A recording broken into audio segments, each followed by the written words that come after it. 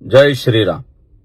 महानगरपालिकेच्या निवडणुकीमध्ये मुंब्रा येथून एमआयएम पक्षाची सेहर शेख नावाची मुलगी नगरसेविका झाली आणि तिच्या विजयी सभेमध्ये तिने जाहीरपणे सांगितलं की आम्ही फक्त अल्लाला मानतो, बाकी कोणाच्या बापाला सुद्धा मानत नाही.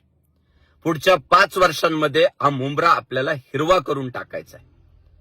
महाराष्ट्रभर गदारोळ उठला. अनेक हिंदू बांधव म्हणतायत ती सेहर शेख नावाची मुलगी चुकीचं बोलली. पण वास्तविक जर विचार केला तर ती काय चुकीचं बोलली?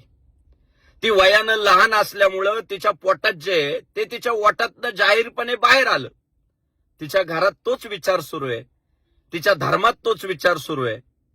अहो, 100तल्या 99 मुसलमानांची इच्छा आहे की हा हिंदुस्थान हिरवा झाला पाहिजे, इथे फक्त अल्लाचं अस्तित्व राहिलं पाहिजे.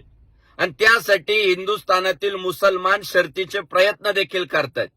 ज्या ज्या ठिकाणी ते राहताय तिथे पद्धतशीर जिहाद करण्याचं काम 100तले 99 मुसलमान करतायत. हिंदूंना यात वाईट वाटावं असं काहीच नाही. हे मुसलमानांचं नेचर आहे, त्यासाठी ते प्रयत्न करतायत. आपण बघा, ज्या एमआयएम पक्षाचे नेते म्हणतात की 15 मिनिटासाठी पोलीस बाजूला करा, मग हिंदूंची ताकद किती आणि मुसलमानांची ताकद किती हे हिंदुस्थानाला आम्ही दाखवतो. ज्या एमआयएम पक्षाचे कार्यकर्ते म्हणतात आम्ही छत्रपती संभाजीनगर म्हणणार नाही, आम्ही औरंगाबादच म्हणणार, त्या एमआयएम पक्षाचे महानगरपालिकेच्या निवडणुकीत 125 नगरसेवक झालेत. ते पद्धतशीर काम करतायत, ते त्यांचा धर्म वाढवण्यासाठी संघटित झालेत आणि त्या पद्धतीने त्यांची वाटचाल चालू आहे. यात हिंदूंना वाईट वाटावं असं अजिबात काही नाहीये. यावर पर्याय एकच आहे, हिंदूंनी संघटित व्हावं. हिंदूंनी भगव्या ध्वजाचाच अभिमान बाळगावा.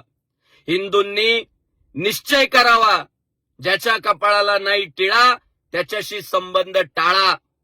जातपात की करो विदाई, हिंदू हिंदू भाई भाई. हिंदू बांधवांनो, हे शब्द नाहीयेत, हे मंत्र आहे. आणि हे मंत्र जर आपण आचरणात नाही आणले तर आपलं भवितव्य नक्कीच धोक्यात आहे. तुमच्या माहितीसाठी सांगतो, हिंदूला फक्त हिंदूच वाचवू शकतो. त्यामुळे हिंदूंनो, कुणाच्याही भरोशावर राहू नका. तुम्ही संघटित व्हा. आम्ही जे पोटतिडकीने सांगतोय यात आमचा काही स्वार्थ नाही हो. इतिहासाची पुनरावृत्ती होऊ नये म्हणून फक्त आम्ही ओरडतोय. अजूनही सावध व्हा. कट्टर इस्लाम काय असतो हे समजून घ्या आणि यांच्यापासून सावध राहा. जय श्रीराम.